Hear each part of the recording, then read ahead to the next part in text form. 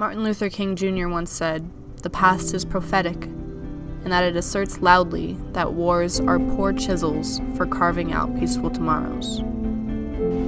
I am unique. You are too. And although we are different, We share mutual respect. Happiness. Family, friends, differences, similarities.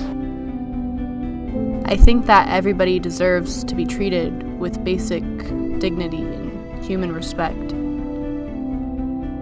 And if you think otherwise, if you think that you're better, why? And when you can't answer that question, you better take whatever makes you better than everybody else and run with it. But I promise you, the world will catch up. I'm not asking you to pretend like racism doesn't exist, or xenophobia doesn't exist, or homophobia, or sexism. It does. I'm asking you to make a change in your daily life, to make those interactions that are so small, positive, rather than negative. A smile is free, but it's priceless.